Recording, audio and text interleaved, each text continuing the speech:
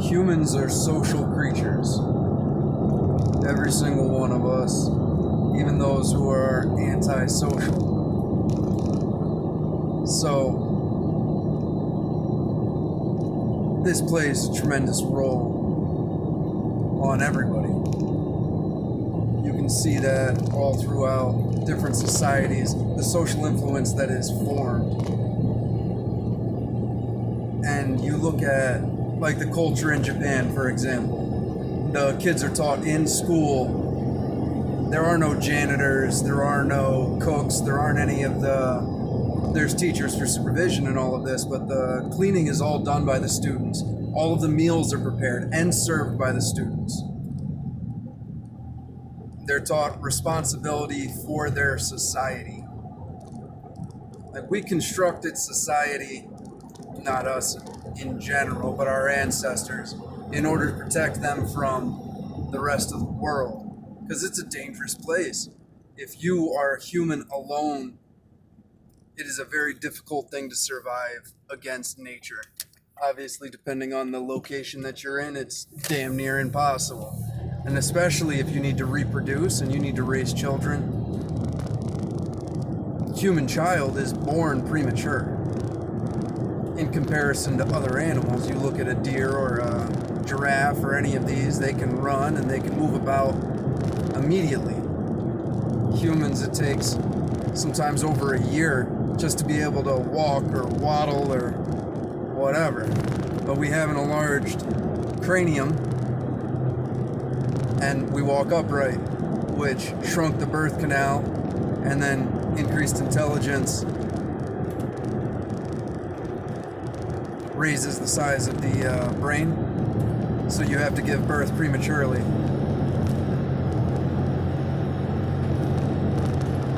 Monkey see, monkey do is how we operate, how we learn, how we grow, how we interact with each other constantly. There's mirror neurons in the brain, so when you see something, you make it so you experience that as well.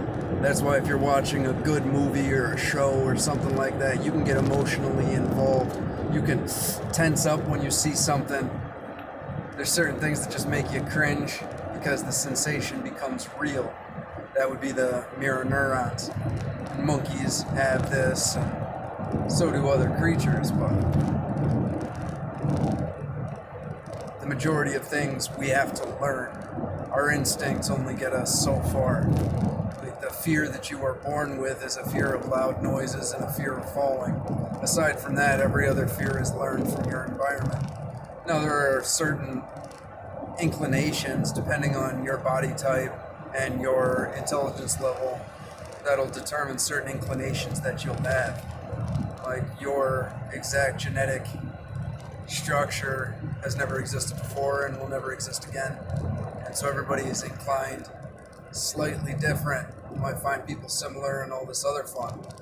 But we form society, and in turn, society forms us. Right now, our society is failing us in a big way, in the grand scale of things. But that is because we have betrayed the foundations of our society. You know, we have removed the blocks that it was built upon, and for good enough reason. I do think that it's time for us as a civilization, as a species, we need to evolve to a higher state of consciousness, and therefore create a higher level of society, one with a smoother functionality. But we shape society. Society shapes us. So we're in this vicious cycle right now that is going to create some hard times, and hopefully our innovation and our persistence as such will get us through. There is a lot of technology coming into the way. There is going to be a lot of innovation, a lot of things that are going to be done quite simple, as long as it's able to roll out smoothly. See, like, Western civilization has gotten really lazy. Our ancestors worked very hard, and their ancestors risked everything to travel to new lands, danger, face a raw element, the raw elements. And that's why they would construct a society to protect them from this harsh world of reality. Something that we've lost touch with in a big way. What is real? What is real value? Are you producing value for society? Because society produces value for you. And when was the last time you had to unwillingly go a day without food? A full 24 hours. Where you were forced to starve for that minuscule amount of time. Most people can't recall a day.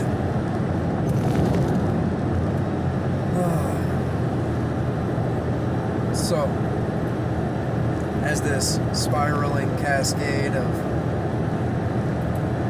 circular degradation takes place, I guess we have to figure out when to break the cycle, when to break the chain of events that's going to lead to our demise. And the more pessimistic people, you approach this with a little bit of levity and hope that we can all get there. But it's not going to happen from a lack of trying. And it's going to take some very brave individuals with resolve to construct or reconstruct what is befalling us. Because we have institutions that are intentionally dumbing down our population while we have food that poisons us and medical systems that betray us. Our leaders, our media, our voices, all of the people that are idolized just perpetuate this sinister agenda. And now, whether or not you believe it is a cabal of ruthless individuals manipulating things, or just the degradation of society, or it all comes down to human fallibility, there isn't any reason why we shouldn't be striving for something more, something better. That's the way I see it anyway, is that's what you're supposed to do. Improve the world around you. Do something that has value. Figure out your own meaning. Because you have value, you have meaning.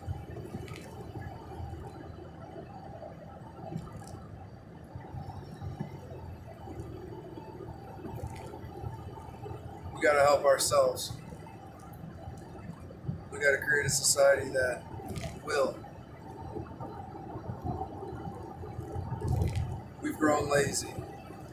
We've depended on third world labor and the oppression of people.